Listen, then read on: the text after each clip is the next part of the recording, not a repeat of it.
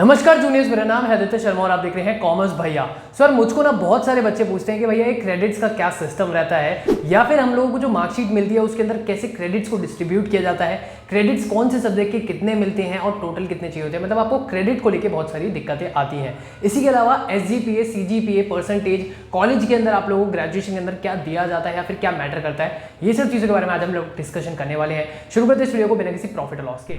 Sir आज मैं आप लोगों को प्रॉपर बताने वाला हूँ कि ये क्रेडिट का पूरा क्या सिस्टम रहता है, कैसे क्रेडिट मिलते हैं, कितने मिलते हैं, या फिर जो भी सिस्टम आप लोगों को क्रेडिट का है वो सब कुछ आप लोगों को बताने वाला हूँ। इसी के अलावा मैं आप लोगों को ये भी बताने वाला हूँ कि आप लोगों की मार्कशीट के अंदर क्या क्या चीज़ें लिखी आती है, मार्क्स लिखे आते हैं, कैसे लिखे आते हैं और क्या क्या चीज़ें, मतलब ये सब चीज़ें मैं आप लोगों को बताने वाला हूँ कि कैसे कैसे आपकी मार्कशीट के अंदर क्या क्या आपको मिलेगा। और अभी आप लोगों की फर्स्ट सेमेस्टर की मार्कशीट आ तो गई होगी, बट आपको शायद से हो सकता है मिली नहीं होगी, क्योंकि वो थोड़ा सा कॉलेजेस लेट कर देते हैं फर्स्ट सेमेस्टर सेकंड सेमेस्टर की मार्कशीट को देने में। सो आप लोगों को जल्दी ही मार्कशीट मिल जाएगी, या फिर हो भी सकता है कुछ कॉलेजेस के बच्चों को मिल भी गई हो।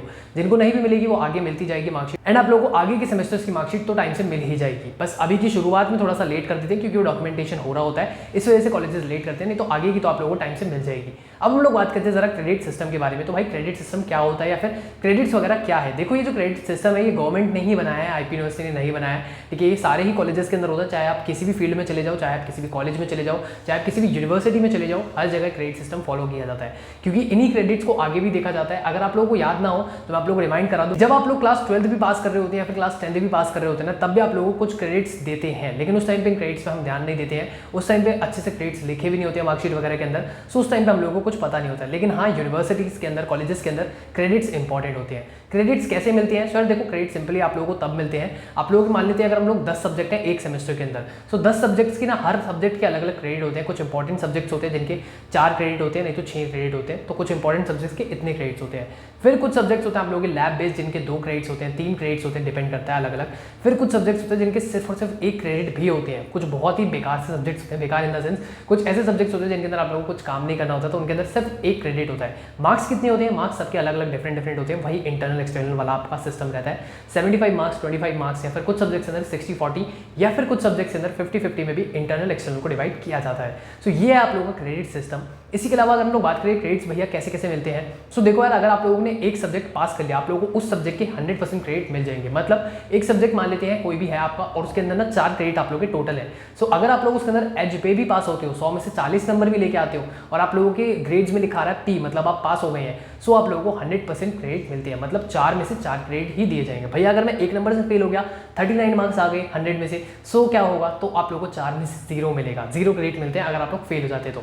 सो क्रेडिट के अंदर आप लोगों को ज़्यादा टेंशन लेने की जरूरत नहीं है। इसी के अलावा क्रेडिट्स आपके काम कहाँ आते हैं? जब आप ग्रेजुएट हो रहे होते हैं तो आप लोगों के टोटल नंबर ऑफ क्रेडिट्स देखे जाते हैं। मतलब एक होता है टोटल नंबर, जैसे मेरे थे 148 टोटल, मिनिमम थे 140 की, डिग्री लेने के लिए 140 क्रेडिट चाहिए। सो एज मैं कोई भी सब्जेक्ट में फेल नहीं हुआ, मेरे को किसी में भी बैक नहीं मिली, तो मेरे को 148 के 148 क्रेडिट्स ही मिल गए।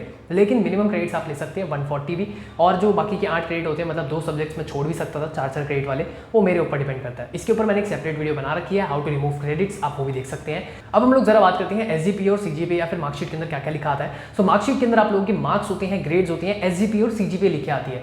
SGPA आप लोगों की सेमेस्टर वाइज होती है, मतलब हर सेमेस्टर की अलग अलग SGPA निकलती है, और CGPA आप लोगों की क्यूमुलेटिव होती है, मतलब वो हर सेमेस्टर में, जैसे फर्स्ट सेमेस्टर में आई वो एक ही होती है, SGPA CGPA सेम होती है। सेकंड सेमेस्टर में SGPA और CGPA मतलब दोनों अलग अलग हो जाती है, क्योंकि सेकंड सेमेस्टर में आप लोगों का क्या होता है, फर्स्ट और सेकंड का ऐड करके उसका एवरेज निकालते हैं, उसको बोलते हैं CGPA। फिर ऐसे ही वो आगे ऐड होता जाता है और उसका एवरेज निकलता जाता है। तो 6 सेमेस्टर तक आपकी टोटल कितनी परसेंटेज या फिर टोटल कितनी CGPA बन रही है, उसको हम बोलते हैं CGPA। ठीक है, और आप लोगों का आगे क्या देखा जाता है, तो भाई देखो, जब ग्रेजुएट हो जाओगे तब आपको एक फाइनल मार्कशीट मिलती है जिसके अंदर आप लोगों का परसेंटेज भी मेंशन होती है और उसके अंदर CGPA भी मेंशन होती है। उसके अंदर SGPA नहीं आती, उसके अंदर सिर्फ CGPA और परसेंटेज मेंशन होती है। तो वो मार्कशीट एकदम अलग दिखती है, काफी लंबी सी होती है, A4 साइज शीट से भी थोड़ी सी बड़ी होती है वो। तो आई होप अब आप लोगों के क्रेडिट वाले सारे ही डाउट्स क्लियर हो गए होंगे। अगर आप लोगों के डाउट्स क्लियर हुए तो प्लीज नीचे कमेंट करके जरूर बताना। बाकी मैं मिलता हूं आपसे अगली वीडियो में, अभी के लिए इतना ही, धन्यवाद।